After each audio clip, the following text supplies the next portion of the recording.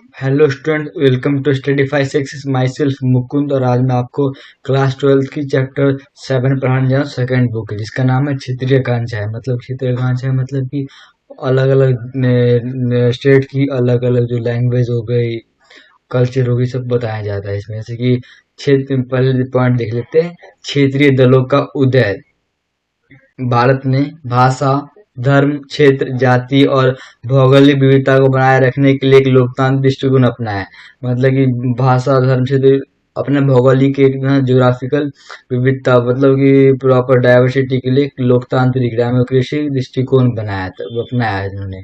एक क्षेत्र विशेष के लोगों द्वारा अपनी विशिष्ट भाषा, धर्म, संस्कृति, भौगोलिक विशेषताओं आदि के आधार पर की जाने वाली विशिष्ट मांगों को क्षेत्र आकांक्षाएं के रूप में समझा सकता है। जो चीजें लिखा हुआ है, भाषा, धर्म, संस्कृति, भौगोलिक विशेषताओं आदि के आधार पर इस मांगी गई मांगों को क्षेत्र आकांक्षाएं कहते हैं।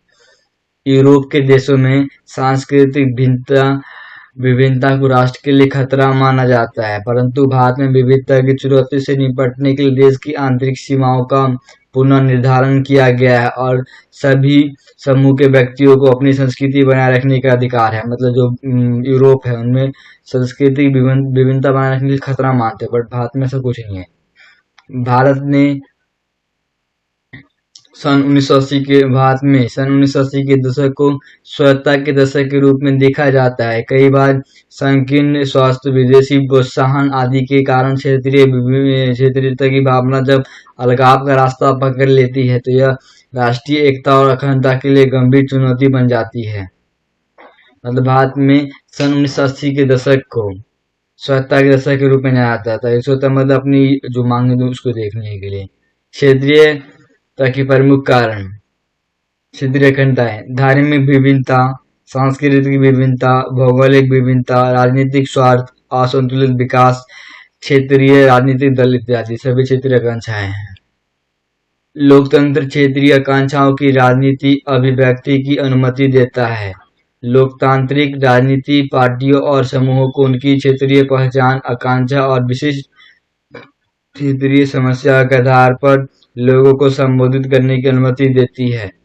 क्षेत्रीय दलों का उदय लोकतंत्र को मजबूत करता है। जो क्षेत्रीय दलों का जो उदय होता है, लोकतंत्र को मजबूत, डेमोक्रेसी को बहुत स्ट्रॉन्ग करता है।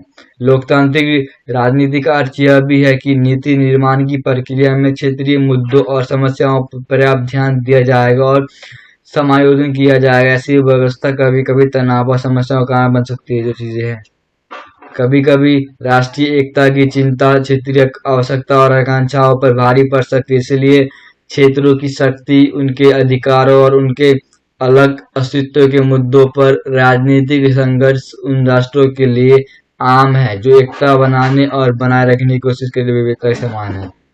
कश्मीरी विषय, जो कश्मीर विषय डालते हैं, भारतीय संघ में एकीकरण के साथ ही कश्मीर स्वतंत्रता के बाद भी भारत का एक ज्वलंत विषय बना रहा। समस्या तब और जटिल हो गई जब इसे अनुच्छेद 370 तथा अनुच्छेद 35A के माध्यम से संविधान में एक विशेष स्थान दिया गया। Article 370 and article 335A, sorry, अनुच्छेद 370 एंड अनुच्छेद 35A। अनुच्छेद 70 ने इसे पृथक संविधान सभा मुख्यमंत्री का प्रधानमंत्री रूप में तथा राज्यपाल का सदर ए रियासत के रूप में नामांकन, राज्य में अधिकांश संघ नियमों का गैर प्रवर्तन जैसे विशेष अधिकार प्रदान किए, जबकि राज्य में संपत्ति कर को वर्जित किया। जम्मू और कश्मीर राज्य की विशेष स्थिति के एक निशान एक प्रधान का प्रस्ताव करते हुए राजनीतिक क्षेत्र में अनुच्छेद 370 तथा 35A को निरस्त करने का आह्वान किया गया। खत्म करने की बातें की गई।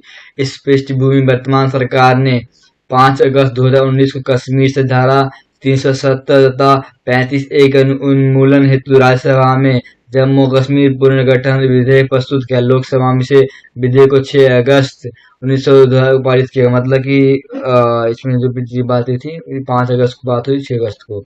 9 अगस्त 2019 को राष्ट्रपति की स्वीकृति के पश्चात धारा 370 तथा 35A को निरस्त कर दिया गया तथा जम्मू और कश्मीर दो केंद्र शासित प्रदेशों लद्दाख तथा जम्मू और कश्मीर, मतलब 5 तारीख को बात हुई थी, फिर 4 ब्रिटिश कमिश्नरों की स्टाफ करना और 9 तारीख को राष्ट्रपति के द्वारा हटा दिया गया था। उसमें साथ में 2 केंद्रशासित प्रदेश लद्दाख तथा जम्मू कश्मीर में विभक्त हो गया। स्वतंत्रता के बाद तनाव के क्षेत्र। स्वतंत्रता के बाद हमारे देश को विभाजन, विस्थापन, शरणार्थियों की आमद, रियासतों का एकीकरण, राज्यों का पुनर्गठन, भाषी राज्यों के गठन के लिए कई हिस्सों में जन आंदोलन जैसी हमने पहले ही बात कर चुकी है। पंजाब संकट, राजनीतिक संदर्भ, हिंसा का चक्र, शांति का मार्ग। 1920 के दशक में गठित अकाली दल ने पंजाब भाषी क्षेत्रों के गठन के लिए आंदोलन चलाया, जिसके परिणाम स्वरूप पंजाब प्रांत से अलग करके सन 1986 या 1966 में हिंदी भाषी क्षेत्र हरियाणा तथा पहाड़ी क्षेत्र हिमाचल प्रदेश, मतलब कि 1966 में हिंदी भाषी क्षेत्र हरियाणा तथा पहाड़ी क्षेत्र हिमाचल प्रदेश बनाया गया।